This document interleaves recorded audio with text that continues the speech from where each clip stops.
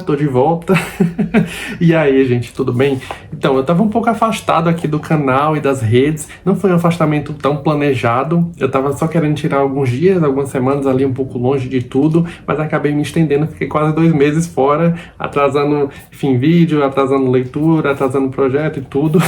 Mas eu decidi voltar aqui também um pouco atrasado com o meu top 10 de leituras de 2025. Então, durante esse período, eu acabei lendo também muito pouco, mas eu consegui dar prosseguimento aos meus projetos de escrita, né? Que eu também escrevo, para quem não sabe. Acabei reescrevendo ali um livro e também estou já trabalhando nos demais. É uma coisa que eu quero dar prosseguimento, que eu quero investir agora nesse ano de 2026, mas claro, mantendo também as leituras, mantendo aqui o canal e as redes e tudo mais. Eu também planejo dar continuidade aos projetos de leitura que eu tinha deixado pendente, né, da leitura da Bíblia, o projeto que eu tenho aqui do Machado de Assis, da Clarice Lispector. E vou fazer tantos planos a respeito de projetos de leitura esse ano, mas o que importa é que esse ano sim, eu planejo continuar lendo e trazendo os livros aqui nas redes e no canal aqui para vocês e compartilhando essas ideias aqui, né? Trocando essas ideias por aqui. Mas enfim, vamos então aqui ao meu top 10 de leitura. Eu sempre tenho muita dificuldade de fazer esse tipo de lista, esse tipo de ranking, porque eu simplesmente, qualquer livro aqui poderia estar em primeiro lugar, ou outros livros também poderiam estar aqui nessa lista. Então é uma coisa que eu sempre tenho muita dificuldade de fazer. Mas enfim, eu tentei elencar aqui uma coisa que representasse o que foi o ano de 2025 para mim, em questão de leituras. Então tem livros aqui que estão representando projetos de leitura que eu encerrei nesse ano e tudo mais.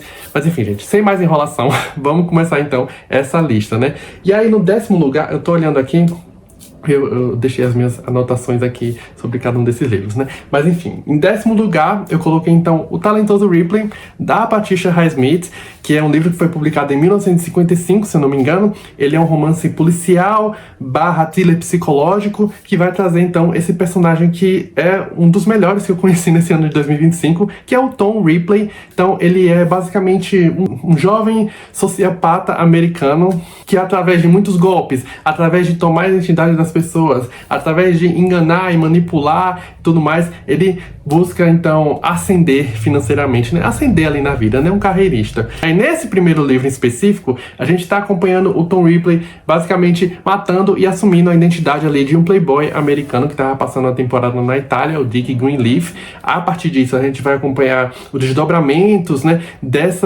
Do Tom Ripley assumindo essa identidade e manipulando ali os amigos e a família do cara. Eventualmente também a polícia vai se envolver ali no caso. Então a gente tá acompanhando ali todas as artimanhas e todos os artifícios desse cara para conseguir dobrar essas pessoas e continuar vivendo ali no estilo de vida, né? Usando o dinheiro e a identidade ali desse cara. E aí é muito interessante porque, paralelo a isso, a gente também tem basicamente um estudo de personagem em que a gente vai entendendo mais do psicológico, das motivações, de por que o Tom Ripley é ou talvez seja daquele jeito. Então é muito interessante porque a Patricia Highsmith, ela não traz julgamentos sobre aquele personagem, né? Ela simplesmente tá ali mostrando a coisa do jeito que ela é. E é muito interessante também porque a gente vai ter vários indícios ali que vão sugerir várias coisas a respeito do porquê que o Tom Ripley é daquele jeito. Então a gente tem um flash ali até com uma coisa psicossexual dele. Ele tem um senso de identidade também muito deturpado. Ele tem um senso também de autoestima muito estranho. Ele é um cara muito carismático, muito inteligente, muito culto, que aprende as coisas rápido e consegue assimilar características de outras pessoas para usar isso a favor dele, né? E aí eu descobri que esse livro, na verdade, é o primeiro de uma série de 5 livros. E aí, adivinha, gente, com essa minha mania completista, acabei lendo os outros 4 livros aqui da série também. E não foram leituras que me agradaram tanto. A Patricia Highsmith, ela assume umas direções assim bem diferentes do que a gente vê aqui no Talentoso Ripley. Ela flerta também com outros gêneros nessas continuações, mas assim, nenhum desses livros, embora eu não tenha gostado tanto, eu não acho que eles sejam necessariamente ruins, mas enfim, nenhum desses livros, eles pra mim chegam ao pé aqui do Talentoso Ripley, né? Mas enfim, então, gente, 10º lugar, Talentoso Ripley, da Patricia Highsmith. E só avisando também que pra maioria desses livros aqui, eu já fiz vídeo, então eu vou deixar um link aqui pra quem quiser assistir. Eu acho que só 2 desses livros que eu vou vou mencionar aqui, eu ainda não falei a respeito. Mas enfim, continuando então, em nono lugar eu coloquei o Entre os Atos, da Virginia Woolf. Esse aqui é o último romance da Virginia Woolf. Ele foi publicado postumamente em 1941, poucos meses após a morte dela, né? Ela tirou a própria vida ali no rio Ouse. E aí, esse livro é muito especial, porque de certa forma a gente pode encarar ele como um encerramento de todo esse projeto literário da Virginia Woolf. Ele tem várias características de outros grandes livros dela.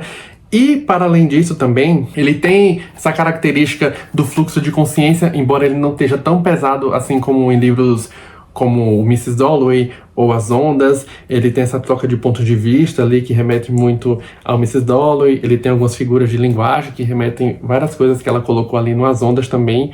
E aí, para dar um panorama bem breve aqui do que vai se tratar o Entre os Atos, ele se passa ali numa comunidade rural da Inglaterra que está à beira de umas festividades anuais que eles sempre fazem, e aí esse pessoal dessa comunidade vai assistir uma peça que vai ser encenada ali, e essa peça vai ser basicamente sobre a história da Inglaterra, então desde os seus primórdios, passando ali pelo período elisabetano, período vitoriano, século XIX, até desembocar aqui no que é o período atual, né, o período moderno, que é os anos 1930. E aí a gente tem na atmosfera aqui do Entre os Atos esse prelúdio da Segunda Guerra Mundial que estava prestes a desembocar, né? A gente tem em vários momentos aqui, ao decorrer dessa peça, momentos assim, muito chave, que vai ser, por exemplo, a nuvem que se aproxima, ou aviões que estão cortando o céu. Então a gente tem essa sensação de que aquela comunidade está vivenciando aquele período de ruptura que está prestes a chegar, né? De que as coisas nunca mais vão ser do jeito que eram. Para além desses temas que já são bem caros também na literatura da Virginia Woolf, né? Que é o tempo, a memória, a vida e morte e tudo mais. É um livro muito bonito mesmo. Pra ser muito honesto, se eu fosse colocar uma leitura da Virginia Woolf que eu fiz nesse ano de 2025, eu acho que eu colocaria o As Ondas, que foi um livro realmente que é um dos meus favoritos assim da vida, mas eu tô colocando o Entre os Atos porque eu fiz esse critério aqui de que eu só ia colocar leituras inéditas, né? E foi a primeira vez que eu li aqui o Entre os Atos. Enfim, foi um projeto de leitura muito especial pra mim também esse ano, e é isso. Coloquei aqui em nono lugar Entre os Atos, da Virginia Woolf. E aí, em oitavo lugar, eu coloquei aqui o Não Me Abandone Jamais, do Kazuo Ishiguro, escritor vencedor do Nobel. Esse livro foi publicado em 2005, se eu não me engano, ou seja, fez 20 anos no ano passado, né?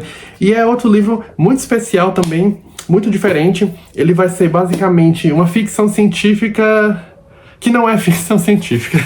Como é que é isso então, gente? O que acontece é que esse mote da ficção científica vai aparecer como um pano de fundo aqui para o que é uma história sobre imortalidade, sobre o que significa realmente ser humano, o que significa, o que a gente leva dessa vida. Então a gente vai acompanhar aqui os relatos dessa moça chamada Cat H, desde que ela era criança até a vida adulta, ela ao lado de outros dois amigos ali dela, o Tommy e a... Cara, fugiu o nome da menina agora. Ruth, isso aí, Ruth. Enfim, ela, o Tom e a Ruth, eles eram grandes amigos, eles foram criados ali em um orfanato que ficava ali em uma região rural ali da Inglaterra e tudo mais. Um orfanato que tinha regras muito rígidas ali para aquelas crianças e tudo mais, até que eventualmente a gente vai descobrir que a Ruth e os seus amigos e todas aquelas crianças, na verdade eles são clones. Eles foram criados unicamente para doarem seus órgãos quando atingissem ali a idade adulta. Então, pois é, né, gente? É bem pesado. E aí o que acontece então é que a Cat, ela vai relatando isso quando eles descobrem. O que é interessante é que não existe em momento algum uma revolta com aquela situação por parte da Cat, nem de nenhum dos outros daqueles clones, né? Então o que existe justamente é uma característica muito contemplativa dela, de olhar para a vida dela. Que tipo de significado a vida de alguém que tem um prazo de validade e uma função muito específica ela pode ter, né? O que é que a gente leva disso? Então é um livro que vai falar sobre essas relações interpessoais, sobre a criação de vínculos, como que a gente atribui simbologias a objetos muito específicos, sobre a memória em si e sobre a mortalidade. Então, como eu falei, enfim, foi uma leitura arrebatadora que eu fiz nesse ano de 2025.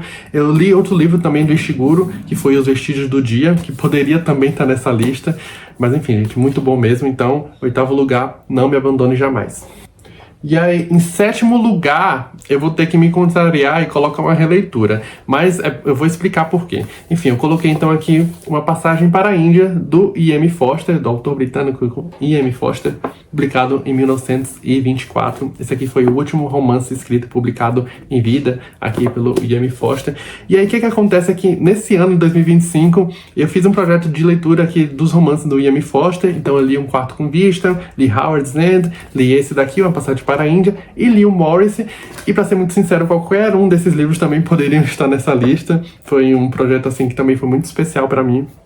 E aí, Uma Passagem para a Índia, eu coloquei ele porque ele realmente é um romance muito definidor aqui para o E.M. Forster, né? Ele vai se passar ali na Índia colonizada pela coroa britânica, e vai retratar então essa tensão entre indianos e britânicos ali num sistema colonial que estava prestes a ruir, né? A história então vai trazer esse médico chamado Dr. Aziz, um médico indiano. Ele acaba fazendo amizade com duas senhoras inglesas ali, a Adela e a senhorita Moore. Uma amizade que parece muito bonita, muito especial, principalmente em meio ao tratamento que os britânicos geralmente dispensavam aos indianos, né? É um romance que tem muito racismo, muito preconceito mesmo.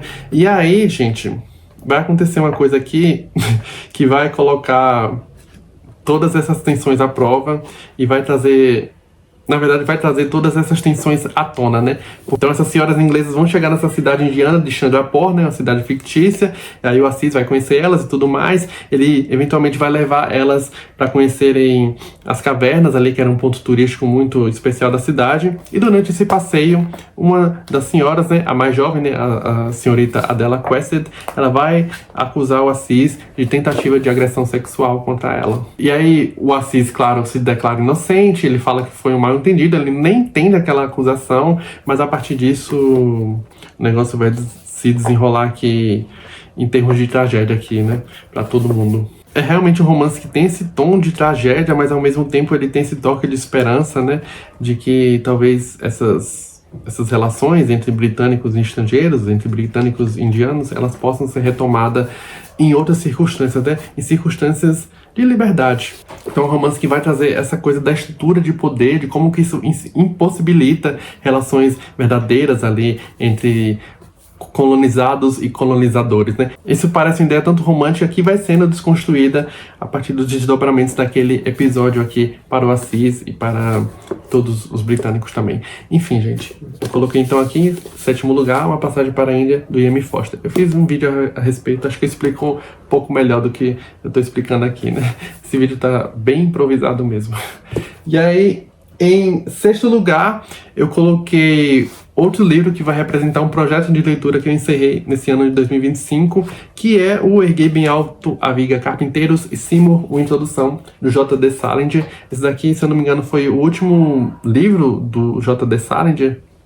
Foi publicado em 1963, se eu não me engano. Como eu falei, gente, o negócio aqui tá bem improvisado. Eu não me preparei tanto para esse vídeo, então eu não lembro tanto a respeito dessas informações mais específicas sobre eles, né? Aqui no Erguei Bem Alto a Viga Carpinteiros e Seymour, uma introdução, a gente vai ter duas novelas que vão se complementar, né? Assim como a gente teve ali no Frenezoe, também do J.D. Salinger. São duas novelas que vão girar em torno desse personagem, do Seymour Glass, que é um personagem que deu as caras ali num Dia Ideal para Peixes e Bananas, que é um conto muito famoso e muito impactante aqui do J.D. Salinger. E aí nessas novelas aqui a gente vai acompanhar o irmão do Seymour, vivenciando situações em que ele vai, de certa forma, rememorar a memória desse irmão que não está mais entre nós. Eu não vou dar muito spoiler para quem nunca leu ali Um Dia Ideal para Peixes e Bananas, para quem não conhece Seymour Glass, mas enfim, ele não está mais entre nós, esse cara. Mas nessa primeira novela, né, que é o Erguei Bem Alto a Viga Carpinteiros, a gente vai ter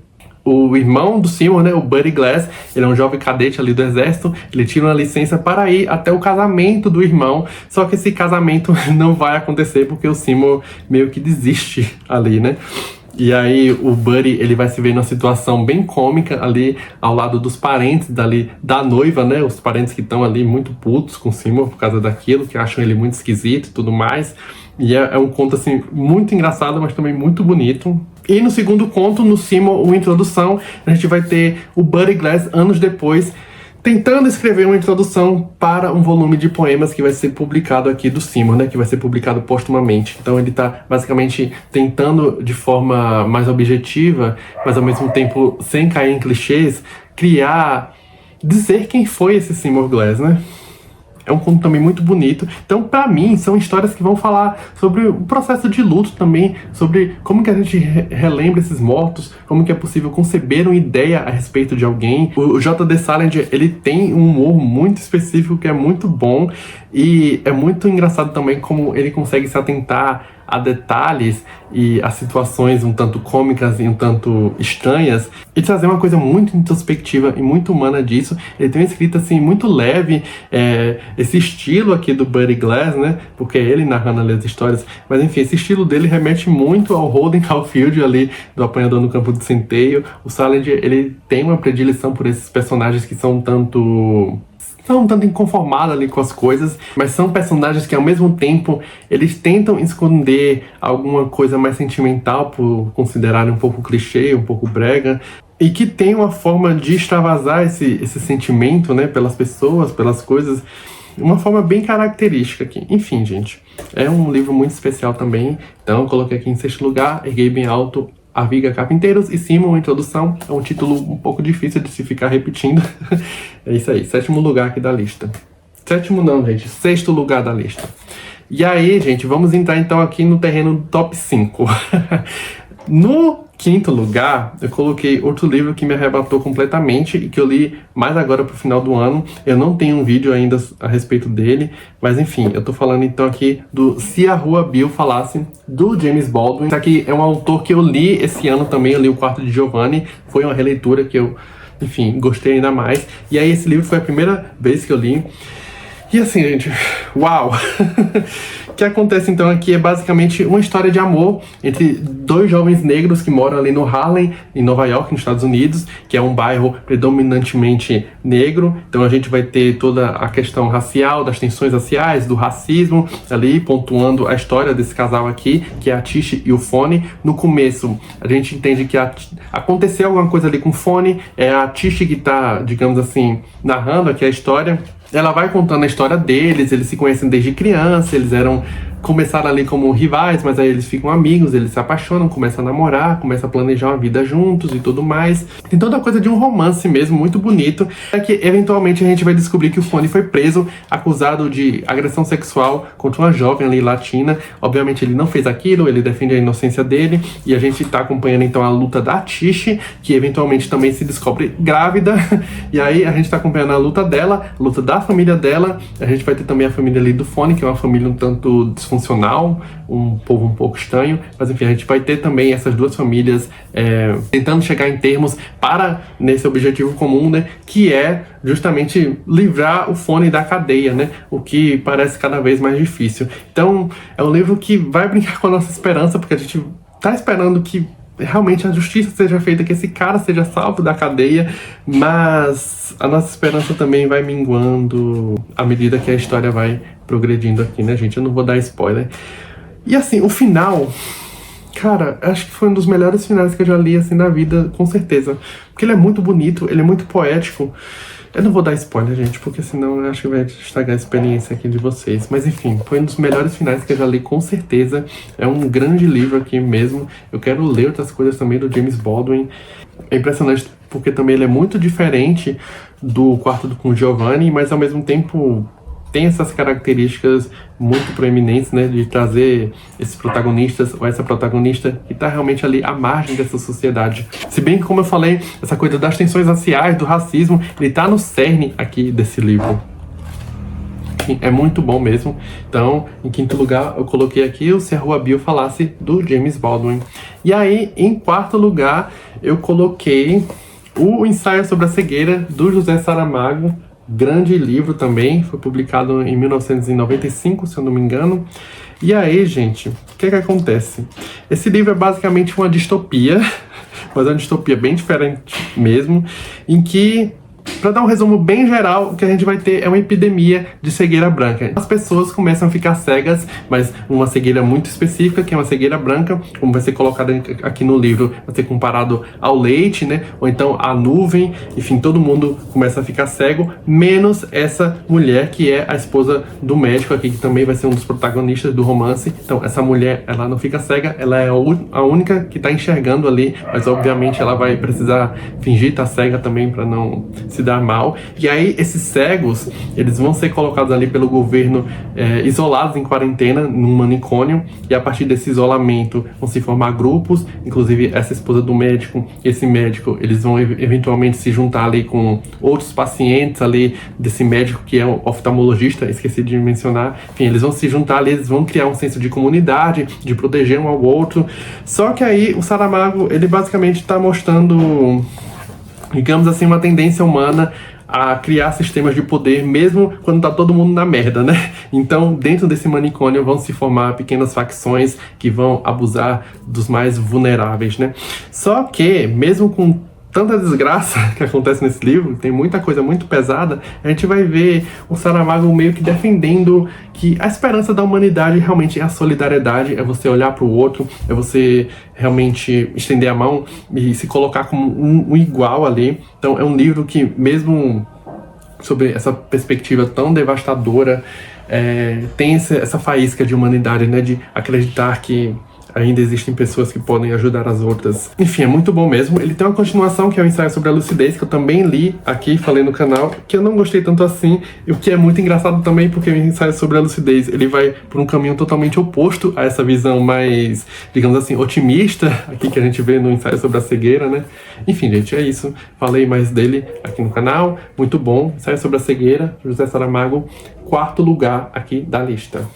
E aí vamos entrar então no top 3. Então é esse, gente. Agora o top 3, medalha de bronze, prata e ouro aqui do ano de 2025 das minhas leituras. E aí, com a medalha de bronze, que poderia também ser de ouro, mas enfim, eu coloquei aqui em 3º lugar A Paixão Segundo GH, da Clarice Lispector, publicada pela primeira vez em 1964. Esse aqui é o 5º romance escrito e publicado pela Clarice. Eu também, nesse ano de 2025, eu estava nesse projeto de leitura dos romances da Clarice Lispector em ordem cronológica.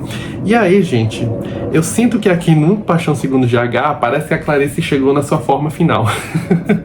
Porque, embora esse adjetivo de radical seja um tanto clichê de falar e seja até repetitivo, porque eu acho que eu já falei várias vezes, acho que não tem outra palavra aqui. Muito curioso, porque ele é um romance que ele parece um manifesto, ao mesmo tempo que ele parece uma terapia de regressão dessa personagem aqui, GH. Então são muitos sentimentos em um só. O que acontece também é que, em relação aos romances anteriores, né, ai, meu Deus, agora eu vou ter que nomear, peraí. Perto do Coração Selvagem, O Lustre, Cidade Sitiada e A Maçã no Escuro, em relação a esses romances anteriores, a gente tinha uma história que remetia, assim, a uma biografia íntima, não tanto na Maçã no Escuro, né? Mas nesses primeiros 3 romances dela, né? A gente tem uma espécie de biografia íntima desses personagens. Então a gente tem dados demográficos dessas meninas, a gente tem os nomes delas, a gente acompanha desde criança até a vida ali como uma jovem adulta, uma jovem mulher, né? Só que no caso aqui do A Paixão Segundo GH, a gente tem uma coisa muito estática, que é realmente essa personagem que a gente não sabe o nome verdadeiro dela, é só as iniciais, GH, concentrado num episódio muito específico aqui dessa nossa heroína, né? O que acontece é que a GH é uma mulher de boa vida, ela mora ali sozinha, ela não tem filhos, não é casada, ela mora no apartamento, ela acabou de demitir a empregada dela, e aí ela decide naquele dia que ela mesma vai fazer a limpeza ali da casa, começando pelo quarto da empregada, um quarto que ela tem certeza que deve estar um imundície, deve estar um chiqueiro, e aí, para a grande surpresa da GH, quando ela chega nesse quarto, ele tá bem arrumado, ele tá impecável, e aí ela se depara com uma barata. Esse livro é muito famoso pela questão dessa barata, o que vai acontecer, né? O que vai acontecer entre a GH e essa barata. Mas, de fato, a gente tem esse processo, mais uma vez, epifânico, que é muito radical. E a GH realmente mergulhando ali nas coisas. O que é muito interessante também, que talvez esteja presente nos outros romances da Clarice, mas que ficou muito perceptível aqui pra mim, é um processo epifânico que ele não é de uma pessoa que viu demais, agora está nos explicando a coisa. Muito pelo contrário, é alguém que realmente está nos convidando a conhecer junto com ela, a descobrir junto com ela, a questionar, enfim, a ter todo esse processo aqui junto com ela, né? Na GH, nesse título, A Paixão segundo GH, né, que é uma coisa muito religiosa, que remete à Paixão de Cristo, um episódio que é muito banal, mas também que é muito repulsivo, que vai envolver essa barata aqui, que eu não vou falar o que é, né? Mas eu acho que, enfim, mesmo quem não leu o livro já sabe o que vai acontecer entre a GH e essa barata, né? Mas enfim, a gente tem nesse processo uma coisa muito religiosa, muito bonita, muito pura, e ao mesmo tempo uma coisa que remete à raiva, à indignação. Esse processo epifânico da Clarice, ele sempre acontece a partir de episódios muito banais, em que objetos, ou animais, ou pessoas, enfim, eles vão remeter a uma coisa muito mais anterior, a uma coisa profunda, e no qual essas personagens, a partir do qual essas personagens, elas vão ingressar no profundo ali do que significa realmente, não sei, viver. Eu nem me preparei tanto para falar sobre esse livro, mas enfim, gente, parece que a GH realmente ela chega num estado neutro da coisa, que não é nem uma coisa nem outra. E a partir desse estado aí que ela vai tentar entender o que é que tá acontecendo ali. Parece que eu tô falando... É engraçado, porque sempre que eu vou falar de um livro da Clarice, eu tenho essa sensação de que eu não tô falando coisa com coisa, mas ao mesmo tempo eu tô entendendo o sentido do que eu tô querendo falar. Enfim, gente. Esse processo da Clarice, ele é sempre muito íntimo, mas que ele vai abarcar sempre o outro, né? Então, todo momento aqui a GH, ela dá a entender que ela tá conversando realmente, ela tá abrindo esse diálogo dessa descoberta dela com outra pessoa, com Deus talvez, ou com nós leitores, mas enfim, essa fronteira da alteridade sempre fica muito tênue aqui nesses romances, na maneira como esses personagens vão colocar esses seus processos epifânicos, né? Então, até a partir das imagens a gente vai entender essa coisa ancestral, tanto da GH, como da condição humana, como da própria barata. Enfim, gente, é interessante porque parece que a GH também se coloca como um martim da condição humana, né? Então, já que cabe a ela entender e ir a fundo, cabe a ela também pagar o preço por isso. Esse é um dos menores romances da Clarice, acho que é o menor romance dela, dos que eu li até então. Mas foi o que eu mais demorei pra ler, eu acho que eu demorei 1 mês lendo isso aqui.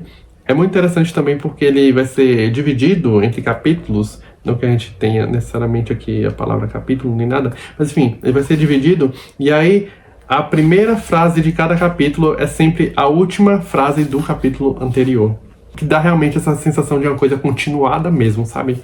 De um fluxo ininterrupto. Eu acho que até mais do que do Perto do Coração Selvagem, a coisa religiosa mesmo, dessa mulher que tenta se aproximar de Deus, ou até mais do que a Maçã no Escuro, que a gente também tem essa característica, né? A gente tem mais uma vez esse limiar entre a matéria e a consciência da coisa. A gente tem mais uma vez essa potência muito imagética também nas coisas que a GH vai trazendo aqui ao longo da sua percepção profunda. E é muito interessante também porque, ao mesmo tempo, parece que ela não está chegando a lugar nenhum, mas o livro também é construído de uma forma que vai criando esse suspense que a gente vai lendo para ver onde é que essa mulher vai parar, gente. Então, essa característica epifânica que a gente vê, particularmente aqui no Paixão segundo GH, ela tem muita abstração, mas ao mesmo tempo ela parece tão objetiva e tão precisa.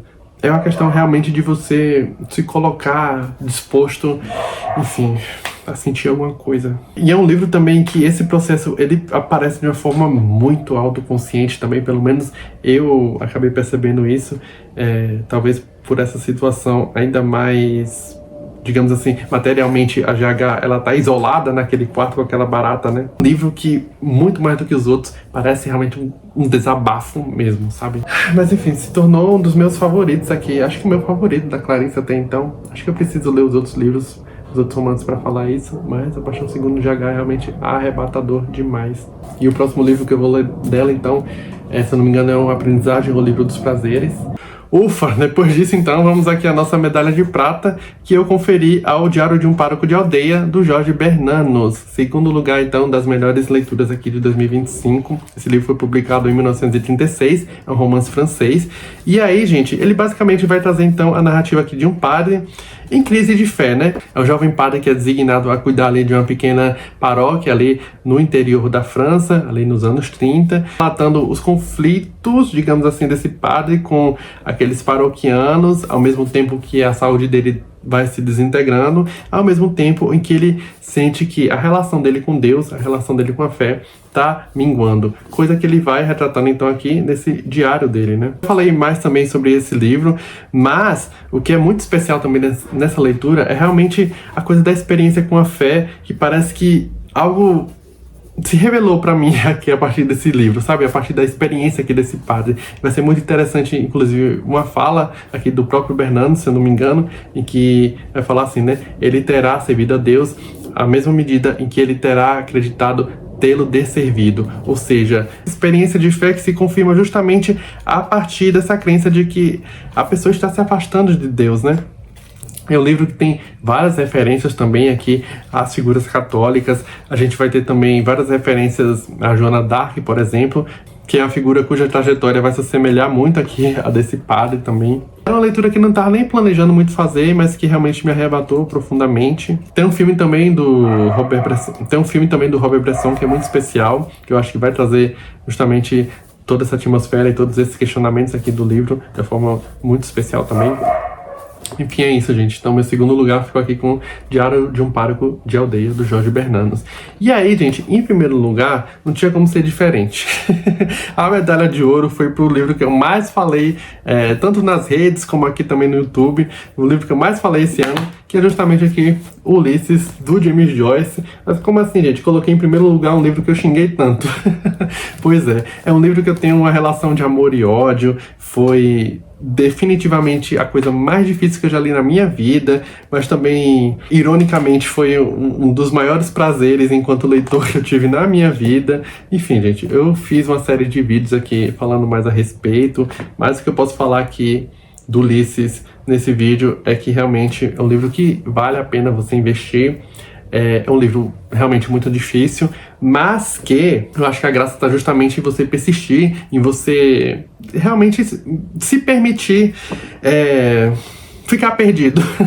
Foi uma leitura que eu já estava ensaiando há muito tempo, eu já estava enrolando há muito tempo, e aí eu decidi meio que de raiva fazer ela em 3 meses, então ali durante os meses de abril, maio e junho. Inclusive eu consegui terminar no dia 16 de junho, que é um Blues Day, que é o dia em que essa história aqui se passa, né? Assim, então, pra quem não conhece, enfim, nunca ouviu falar, Ulisses, ele basicamente, ele vai trazer um dia na vida desse cara chamado Leopold Bloom, que é um irlandês que mora ali em Dublin.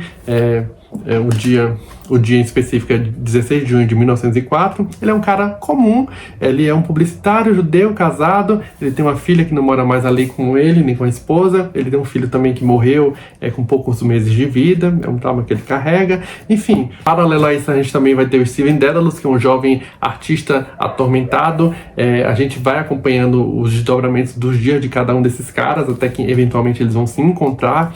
E aí, gente, o que a gente tem no Ulisses é realmente o épico do homem comum. Então, o James Joyce, ele tá basicamente fazendo uma paródia ali da Odisseia, do Homero, em que a gente vai ter toda essa história heróica, cheia de virtuosismo e tudo mais. E aqui a gente vai ter um épico da vida comum, com coisas muito banais, com detalhes muito mundanos, com detalhes muito vulgares também. Tem muita baixaria aqui nesse livro.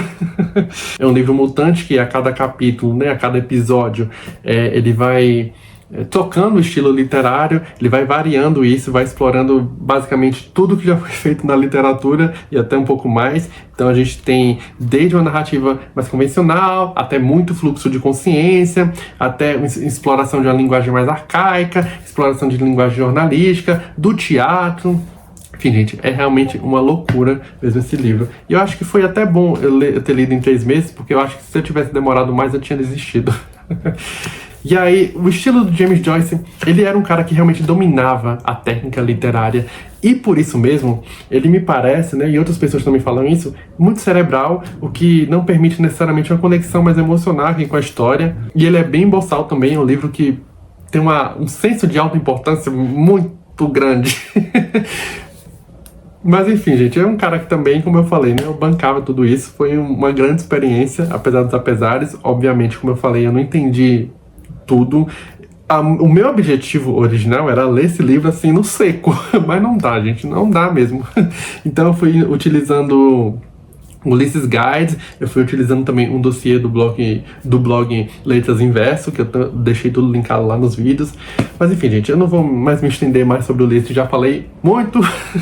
É isso então, eu coloquei então como primeiro lugar aqui das minhas leituras de 2025. Foi um livro que realmente redefiniu o que é ser leitor pra mim, né? A minha experiência com a literatura. Ulisses, do James Joyce. É isso então, gente, esse foi o meu top 10 aqui de leitura de 2025. Me conta então aqui o que você já leu, o que você ficou com vontade de ler, o que é que você achou aqui das minhas escolhas. Vou gostar muito de saber. Desejo, enfim, um grande ano para nós todos. Não só um grande ano de leituras, mas um grande ano no geral, né? Que a vida dê certo para nós nesse ano de 2026, que tenhamos planos, enfim, concretizados e novos projetos, enfim. Vou tentar seguir com mais frequência aqui o canal e as redes e tudo mais, e continuar com as minhas leituras e meus projetos, falar dos meus projetos também de escrita, né, meus livros. É isso então, gente, tô animado para o ano de 2026. Muito obrigado então por assistir, um abraço e até a próxima.